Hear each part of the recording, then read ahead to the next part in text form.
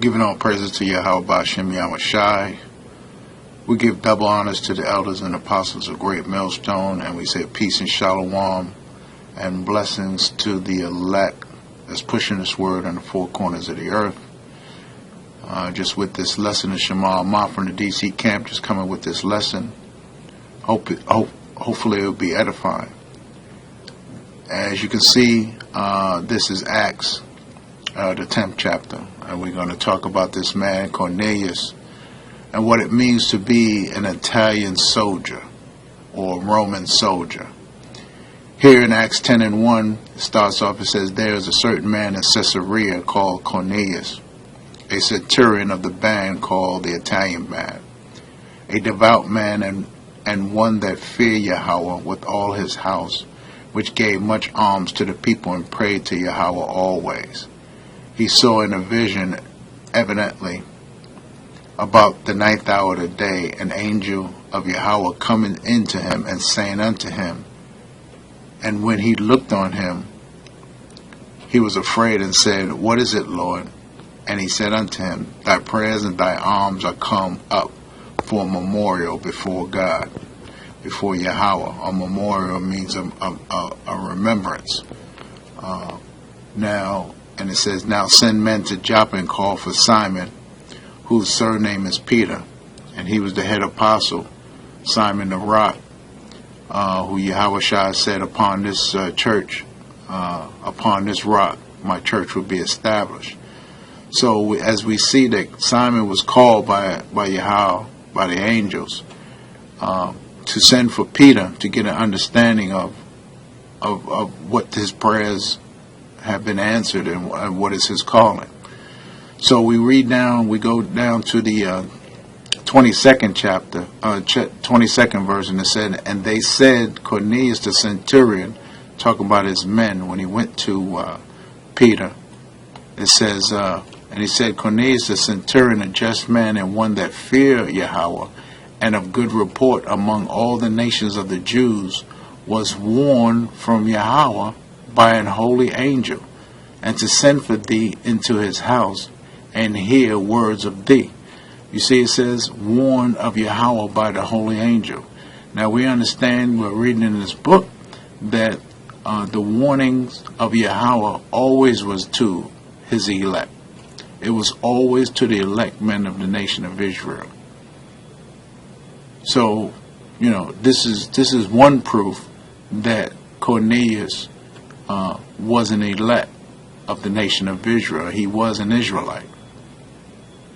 And we go on to further prove about the Italian band and about who Cornelius was, to prove that he was an Israelite, of what his capacity as a centurion was, and how was the Roman army made up. So we go to the Antiquities of the Jews. We go to the Antiquity of the Jews, Book 8, and it says from the death of Judas Maccabees until the death of Queen Alexandra. This is chapter 2. And we're going to go to the 3rd paragraph, and this is a letter from King Demetrius to Jonathan, the high priest. And it says here, King Demetrius to Jonathan and to the nation of the Jews sendeth greetings, since you have preserved your friendship for us, and when you have been tempted by our enemies, you have not joined yourself to them. Jumping down, it says, I relinquish you for this time, and for all time to come. I will also that the city of Jerusalem be holy and inviolable, and free from the tithe and from taxes unto the utmost bounds.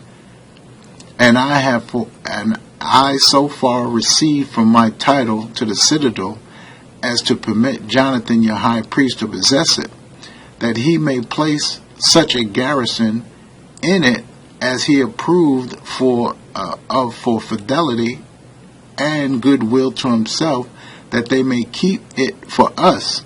I make also free all those Jews that have been made captive and slaves in my kingdom. I also give order that the beasts of the Jews be not pressed for our service, and let their Sabbaths and all their festivals, and 3 days before each of them, be free from any imposition. And this is the point. In the same manner, I set free the Jews that are inhabitants of my kingdom, and order that no injury be done to them. I also leave to such of them as are willing to list themselves in my army, that they may do it, and those are as far as 30,000, which Jewish soldiers, whithersoever they go, shall have the same pay that my own army have. And some of them I will place in my garrisons, and some as guards about my own body, and as rulers over those that are in my court. So, what is it saying?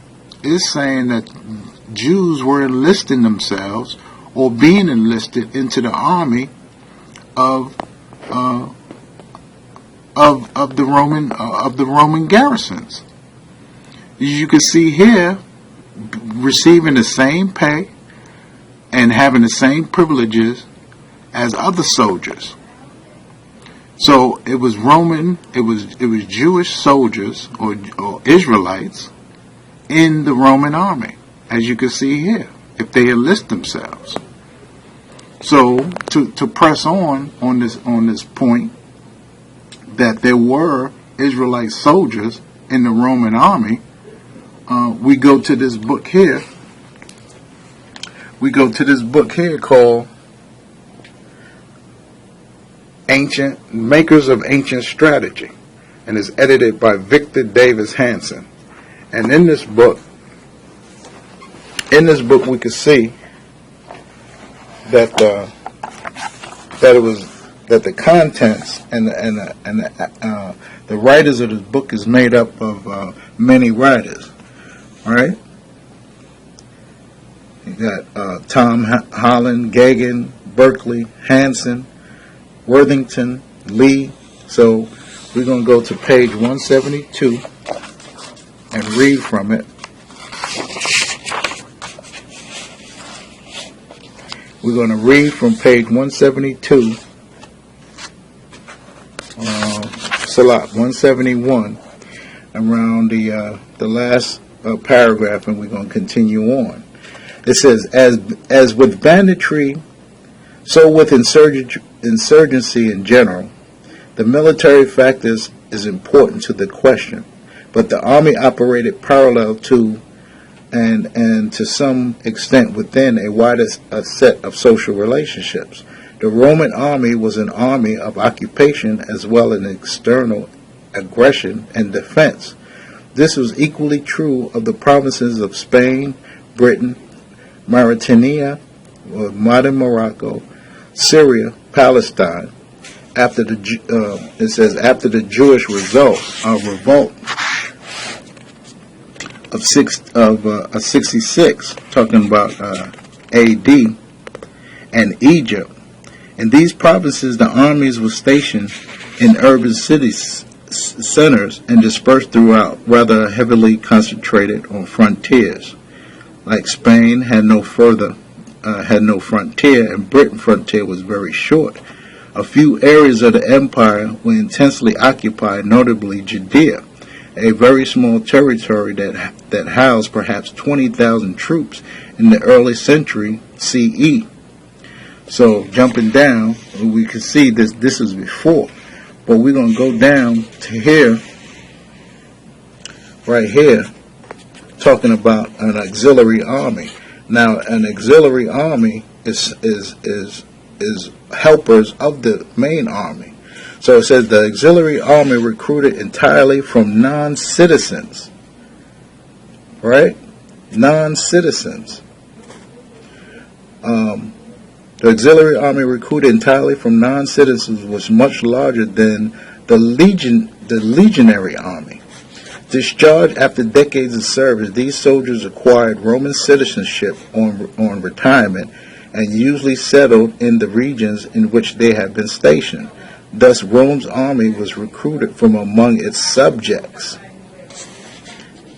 Consider the situation of Judea before the revolt 66, when Herod the Great ruled with Roman support until his death in 4 BC.